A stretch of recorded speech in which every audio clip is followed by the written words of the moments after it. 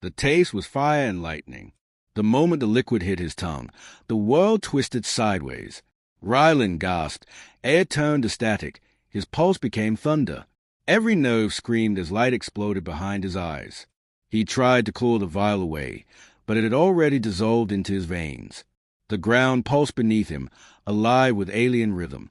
The battlefield blurred into a whirl of red skies and silver dust. Through the haze, he saw them, the drones, hundreds of them, closing in like metallic wolves.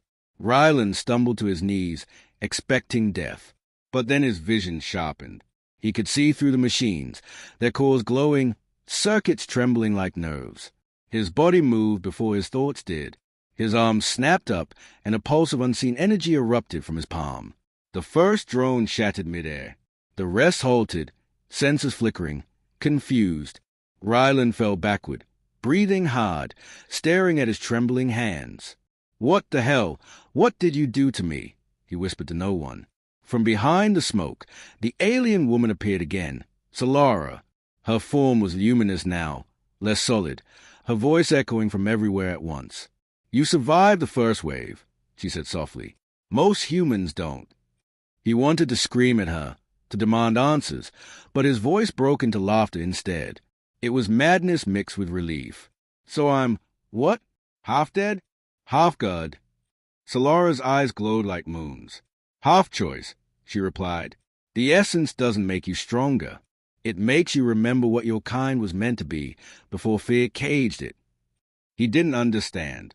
He didn't care. All he knew was that the pain was fading, replaced by something vast, like a second heartbeat whispering in a foreign language. Then the sky split again. A beam of white light roared down from the clouds, vaporizing the wreckage where he'd stood moments before. Instinct, not thought, made him dive clear, faster than any human should move. He looked up at the burning sky, eyes gleaming gold. Whatever he'd become, there was no going back now. When Ryland woke, the ceiling above him wasn't the sky. It was steel, old, dented, painted with names and curses left by soldiers who'd lived long enough to get bored. His throat burned, and his skin hummed like it was wired to a battery. He tried to sit up, but the world swayed. Someone caught him before he fell.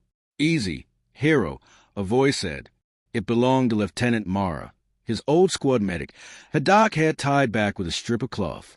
She looked both shocked and angry. "You've been out for 2 days.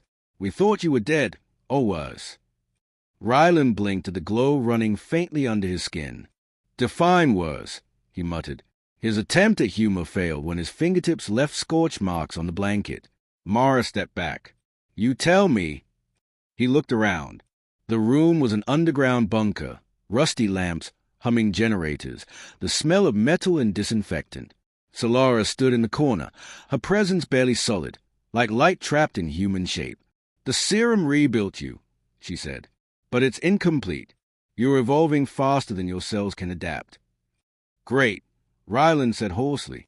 "I survived aliens, only to die from bad software updates." Mara didn't laugh. She handed him a cracked mirror.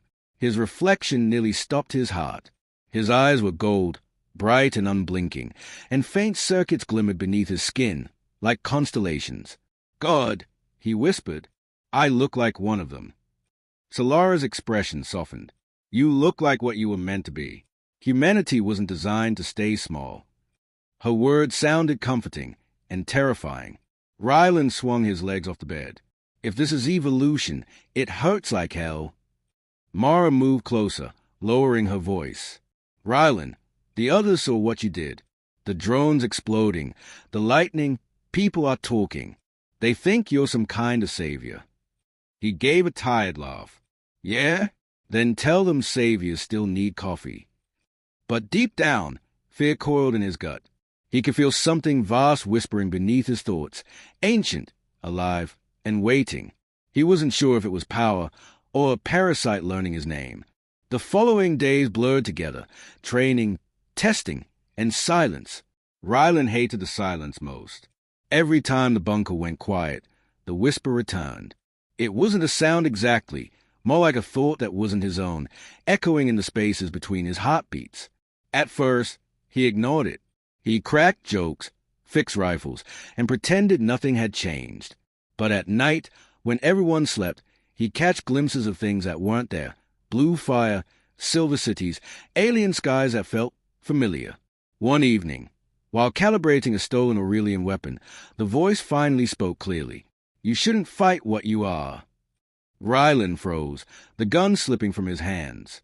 "Who's there?" "Another like you, a survivor of the serum. They call me Commander Drex." The name hit like a pulse grenade. Drex had been a legend, a soldier who disappeared 5 years ago during the first phase of the war. The Resistance still whispered his name like a ghost story. Ryland swallowed hard. "If you're alive, prove it." "Alive?" Drex laughed inside his head. "That's one word for it. The serum doesn't keep you alive. It keeps you connected." Images flooded Ryland's mind. Drex standing in the ruins of a city, eyes burning blue, controlling alien machines like puppets.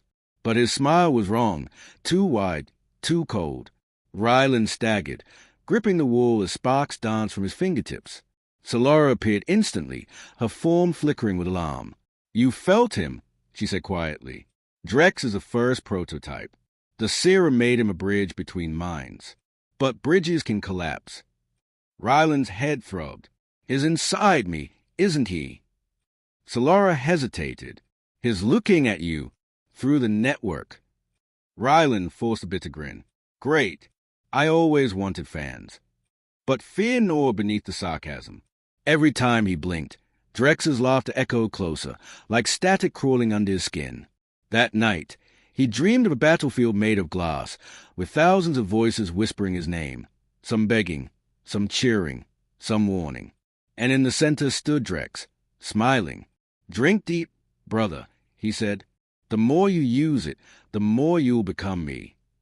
Ryland woke drenched in sweat, heart pounding with one truth. He wasn't alone in his own mind anymore.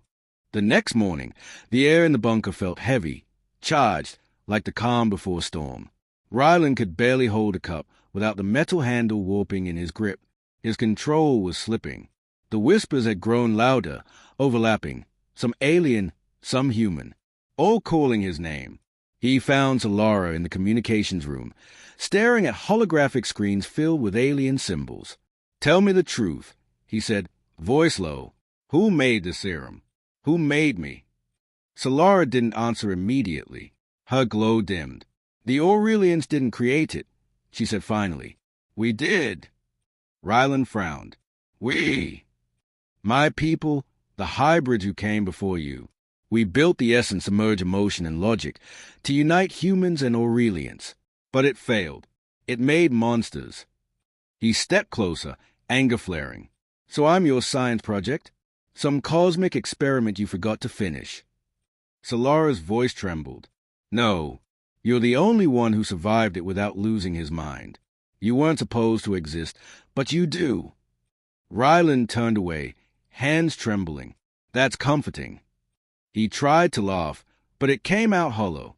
"You played God, and now I get to clean up the mess." "You misunderstand," Solara whispered. "You were chosen because of her, Dr. Lyra." The name froze him. "What did you say?" "She was part of Project Echo. The serum was built from her research. Her neural patterns guided its evolution. When she vanished, she became its core." Ryland felt the world tilt. "You mean she's alive? Inside this thing?" Solara nodded slowly. "Her consciousness anchors a network. Drex can reach you through her." It was too much. He slammed his fist into the console, cracking it open with a flash of light. "Why didn't you tell me sooner?" "Because if you knew," Solara said quietly, "you'd try to save her. And that's exactly what they want." Before Ryland could answer, the alarms blared. Red lights flooded the corridor. Through the static of the comms, Drex's voice echoed, smug and cruel. "I've found you, brother. Time to come home." Ryland stared at the ceiling, jaw clenched. "Not today." He grabbed his rifle and headed for the surface, ready to face the ghost wearing his own future. Outside, the world burned silver. The Aurelian fleet had arrived, towering ships blotting out the sun, their engines humming like distant thunder. The ground trembled as energy beams tore through the horizon. Ryland stood amid the chaos, his rifle forgotten at his feet. His veins glowed gold, his mind alive with signals and data he couldn't fully understand. Drex's voice filled the air, calm, almost brotherly. "You can't stop it. Ryland, you are the network now. Join me, and we'll end this war in seconds." Ryland looked up at the sky, where a massive sphere pulsed, the beacon nexus, the heart of the Aurelian hive. In the static, he heard another voice. Softer, familiar. "Ryland." It was Lyra. Her tone trembled, echoing through his mind. "Don't let them use you. You're still you." He fell to his knees, caught between two worlds. Drex's laughter filled his head, harsh and echoing. "She's not real, just code wearing her face." Ryland clenched his fists. "Maybe, but that's more human than you'll ever be." He closed his eyes and let the power surge. The connection snapped wide open, pulling him into the neural storm. In the glowing expanse, Drex waited, half flesh, half machine, surrounded by rivers of data. They clashed without weapons, just willpower and memory. Every strike between them replayed fragments of their humanity. Drex's first victory, Ryland's first loss, Lyra's laughter. The battle was emotion itself, and emotion hurt. In the chaos, Ryland saw her, Lyra, trapped within the network's core, her digital form flickering. "Destroy it," she whispered. "End me. End this." Tears blurred his vision. "Not again," he said. "Not like this." He reached for her hand, light meeting light, and pulled her into himself. Energy erupted outward, white and pure. The beacon nexus exploded in silence, rippling across the clouds. When the light faded, the skies were clear. The ships were gone, and Ryland Ward was nowhere to be found. Days later, the Resistance intercepted a strange signal from orbit. It carried a single message. "Humanity survives. Remember who you are." RW. And every night after, when the auroras lit the sky, they swore they saw a golden figure watching quietly, smiling as if to say, "The choice was worth it."